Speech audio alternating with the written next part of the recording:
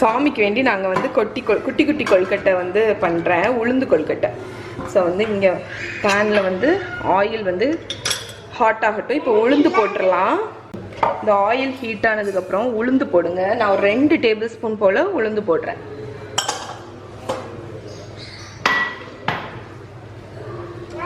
அப்போ தான் இந்த வந்து உளுந்து வந்து இந்த வாசனையாக இருக்கும். ஸோ இந்த உளுந்து வந்து நல்லா ஃப்ரை ஆகட்டும். ஸோ பொரிஞ்சோடனே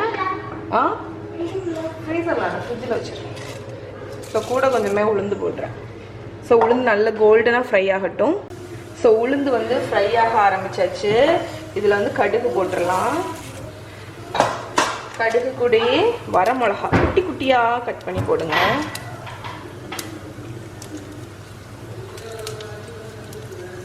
ஸோ பெருசாக போட்டு அது கொழுக்கட்டையில் சேராது, அதனால.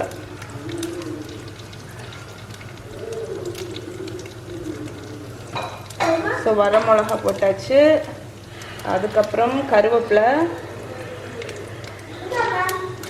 போட்டாச்சு. வைடு அதில் வர. தேங்க்யூ மகா. கொஞ்சம் காயப்பொடி. மகா வந்து எனக்கு வந்து ஜூஸ் ஊற்றி கொண்டு வந்துருக்கா பாருங்க. ஸோ காயப்பொடி போட்டு பாருங்கள், நல்லா செவப்பாக வறுத்தாச்சு நம்ம உளுந்த. ஸோ அந்த வாசனையே நல்லா இருக்கும். இப்போ வந்து தேங்காய் போட்டு கிண்டிடலாம். வறுக்கலாம் தேவையில்லை, ஜஸ்ட் ஒரு மிக்ஸ் மட்டும் பண்ணால் போதும்.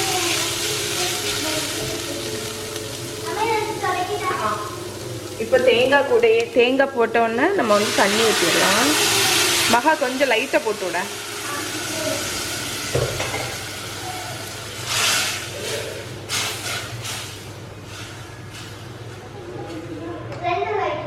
ஒரு லைட் போதும். அதான் என்னடா இருட்டாக இருக்கேன்னு பார்த்தேன். ஸோ தண்ணி ஊற்றியாச்சு. இப்போ உப்பு போட்டுடலாம். சட்னி மாதிரி இருக்கு. ஸோ உப்பு கொழுக்கட்டைனால உப்பு.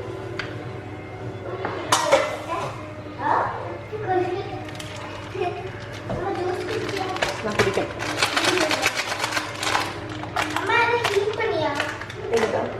சூடாக தான் இருக்கும்னு நினைக்கிறேன். ஸோ இப்போ வந்து இது ஹாட் வாட்டர் தான். இப்போ நான் வந்து அரிசி மாவு வந்து போட்டுற போகிறேன். ஸோ அரிசி மாவு போட்டு இது வந்து கெட்டியாக டோ மாதிரி வரணும். அது வரைக்கும் மிக்ஸ் பண்ணி விடுங்க.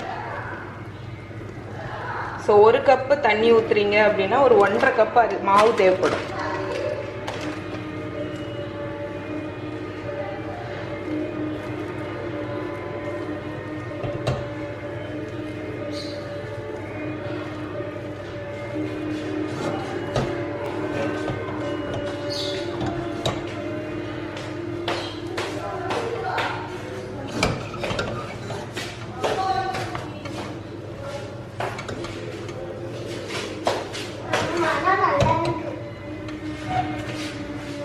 டேஸ்ட்டும் நல்லா இருக்கும்.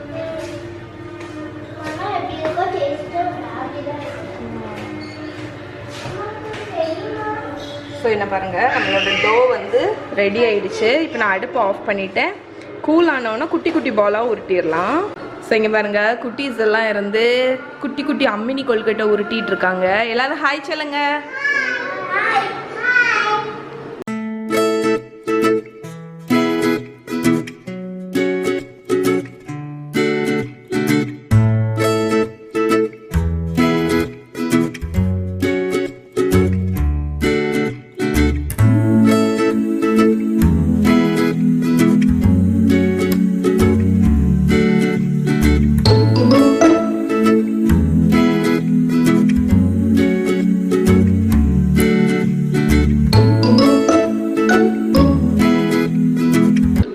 ஸோ குட்டீஸ் ஃபுல்லாமே உருட்டி வச்சுட்டாங்க.